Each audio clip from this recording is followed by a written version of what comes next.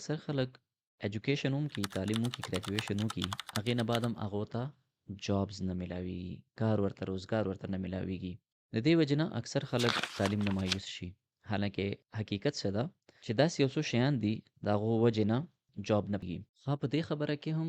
هیڅ شک نشته چې نن سبا جاب مارکیټ ډیر زیات خراب ده حالات خراب دي کمپنیز هایرینګ نه کوي بٹ کیپینګ دیٹ اساید د هغې نه علاوه هم ایجوکیټډ خلکو ته جاب ولې نه میلاویږي یا ښه های پینګ جاب ولې نه میلاویږي هغه یو سټیبل جاب هغو ته یا زیاتو پیسو والا جاب ولې نه ورته میلاویږي په دې ویډیو کې به موږ هغه ټول ډیټیلز چې کوم دي ډسکس کوو او کوشش به کوو چې یو ښه جاب حاصل کولو لپاره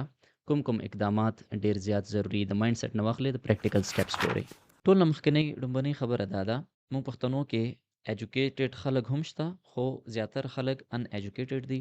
نو هغو دپاره یو مایلسټون ګریجویشن چې کوم د بیچلرز چې موږ ورته وایو هغه چې دوی وکړي نو دوی ته داسې ښکارېږي چې بس ما دنیا فتح کړه دا زما اخرنی یو د زندگی مایلسټون و ځکه چې هغو ته موږ فیملیز کې چې څوک ګریجویشن کوي هغه ته دا یو میسیجي پیغام وي چې ته ګریجویشن وکړه هغې نه پس ستا مزې دي نو هغه چې ګریجویشن وکړي هغې نه بعد هغه ته ځان داسې ښکارېږي چې بس ما د زندګي یو غټ کار وکړو نو ډاوټ دا یو ډېر غټ اچیومنټ ده پریکټیکل زندگی یو لولنی سټیپ د ګریجویشن کمپلیټ کول یونیورسټي ایجوکیشن یا کالج ایجوکیشن کمپلیټ کول نو د ټول نه غټه مسله خو یو مایند سیټ کې ده دومره غټه وجه دا ده چې هغو ته دا معلومات نه ښه زه اوس څه وکړم چېرته جاب وکړم چېرته لاړ شم هغه چاته ووایي چې یار په دې کمپنۍ کې جاب وګوره یا ما په فلان کمپنۍ کې ولګوه ما خو اوس ګریجویشن وکړ زه خو یو ډېر نیکسټ لیول ته ورسېدم او درېیمه غټه غلطي غټه مسله څه ده زموږ په تھنکینګ کې موږ دا وایو کمپنیز والا ارګنایزیشنز والا هغه به راشي او موږ ته به وایي چې بادشاه سلامت تاسو راشئ او موږ کمپنۍ کې قدم کېږدئ او تاسو ته به موږ 15 لکه 10 لکه 10 لکه منتھلی سیلري به درکوو فرش ګریجویټ هغې ته ویلی کېږي هغه فی الحال لا هیڅ هم نه کړي پریکټیکلی جاب مارکیټ کې یا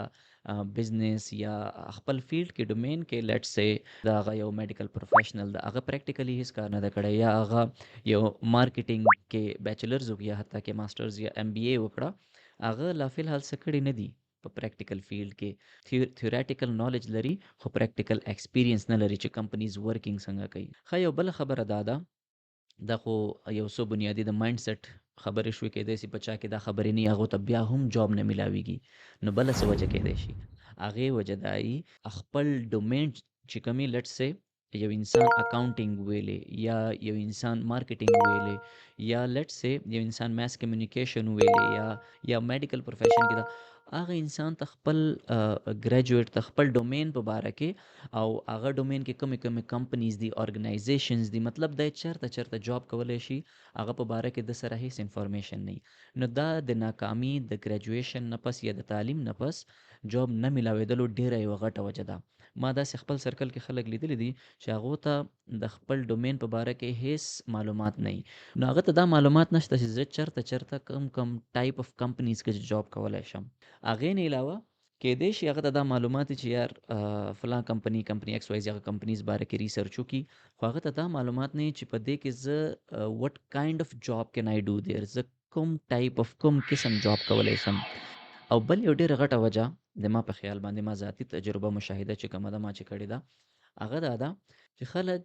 جاب ګوري څنګه چې ګریجویشن کمپلیټ شي دا یو ډېر غلط ټایم د جاب کتل لپاره تاسو به وایئ چې ښه صحیح ټایم څه ده د جاب کتلو لپاره جاب سرچ لپاره جاب هنټ لپاره جاب هنټ دپاره بهترین ټایم چې کوم ده هغه ډیورینګ یور ایجوکیشن ده هغه ټایم بهترین ټایم ده د جاب هنټ دپاره پروګرسډ کنټریز چې کومې دي یورپ ده یو ایس د امریکا هغه سایډ چې کوم ده اسټریلیا ده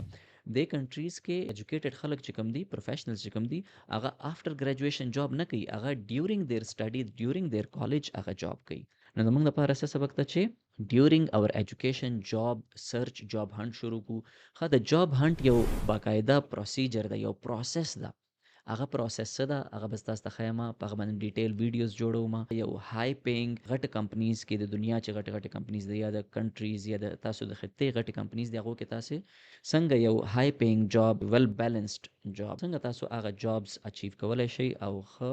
یو خپله بهترین زندگي جوړولی سئ او سوسایټي کې یو امپیکټ کریټ کولی شئ او خپل فیملی، خپل خاندان، خپل روان نسلونو لپاره یو ښه اګزامپل سیټ کولی شئ. ما ته خپل فیډبیک ضرور راکئ په کمنټس کې